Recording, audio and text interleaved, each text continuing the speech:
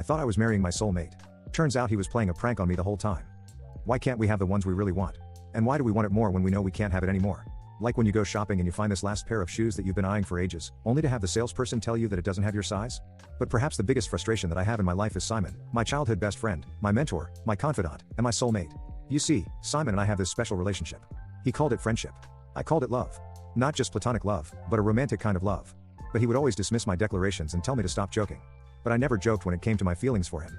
One time I mustered enough courage to invite him to a dinner date. I specifically mentioned it was going to be fine dining, so he needed to dress up like wearing a tux or something. He did show up in a tux, but then we spent the night talking about LeBron's mind-blowing stats in Game 7 of the NBA Finals. So there I was, in a black mini dress, sipping champagne while figuring out how to turn this conversation around. I decided I couldn't wait any longer for him to catch feelings for me. I needed to make the first move for two reasons. 1. I was about to go to London for a summer vacation, and so I wouldn't be seeing him for months.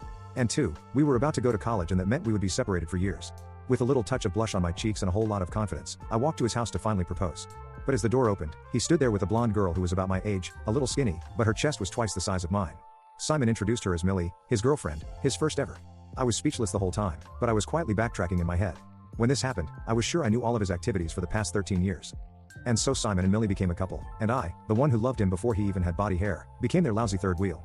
I knew things were not going to be the same after Millie came into his life, but the good thing was I had college and a whole life ahead of me to keep me distracted from my heartbreak.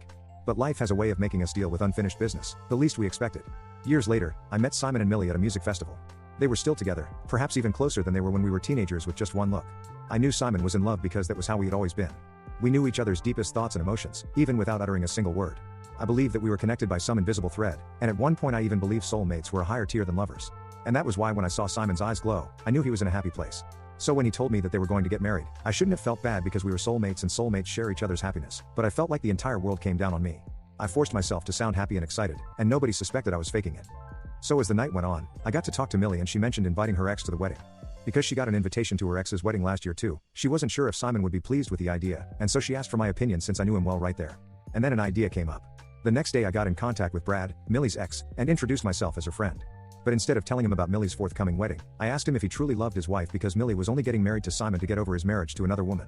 Brad's face lit up when he heard the rest of the story, and I knew then I could pull this off. I didn't exactly know the details of what happened next, but one day Simon came to my house crying. Millie called off the wedding and got back together with Brad. Yes, Brad filed for divorce after learning from an undisclosed source that Millie still loved him. Well, it wasn't 100% accurate, but the fact that they got back together meant Millie still had some feelings for her high school boyfriend, and so when I told Simon about it, I expected him to thank me, but he got this angry look on his face and swore at me for the very first time. I was in total disbelief that my soulmate could get this mad at me when he should be thanking me for saving him from a complete disaster. Why couldn't he see that Millie was only using him? And even if I had a hand in her, reconciliation with her ex wasn't at all for the best. Simon went away for a month and refused to take any of my calls. I was dead set on getting back in his good graces, so I sent him hundreds of "I'm sorry" messages every day. I realized that I would rather have him as a friend than nothing at all, and so, to my surprise, Simon showed up one day with a bouquet of daisies as a peace offering. He apologized for trash-talking me, but I told him that I deserved the hate for what I did. But something strange happened after that meeting. Simon became sweet and loving, like he suddenly saw me in a different light. All those daydreams that I had when we were young were now coming true. I thought I'd lost him for good when I ruined his relationship with Millie, but the stars were finally aligning for me. We dated for a couple of months and Simon was everything I dreamed of as a lover. I was wrong when I said soulmates were better than lovers because was I kidding? I totally wanted Simon as a lover. Everything soon became a blur, and though we knew each other for decades, our romance took off at lightning speed. And then the unthinkable happened. Simon proposed to me and wanted to get married within 2 weeks. I said yes, of course. Why wait? When I had waited for a lifetime already, we quickly arranged the church ceremony and the reception and informed everyone of the good news. Most of our friends were deliriously happy for us, but my sister warned me that Simon could be using me to get back at Millie.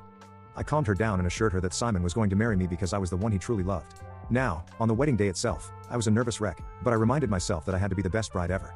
Not just because I was marrying my soulmate, but because I wanted Simon to be proud of me. I stood by the church entrance and was relieved to see Simon standing at the altar. See, this was no longer just a dream. As I marched down the aisle, I could see him smiling at me. There wasn't anything that I could ask for more at that moment. Everything I wished for was coming true. By the time I got to the altar, Simon's smile disappeared.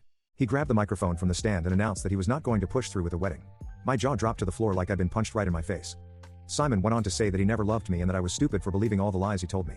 He made me believe that there was going to be a wedding and he was ready to pay for all the expenses just to make sure that he got his revenge on me. I ran out of the church crying because I didn't want to hear the rest of his speech. It had been a year since Simon had played me for a fool. To this day, I still couldn't believe that my soulmate, the only man that I had truly loved, played a prank on me on my wedding day.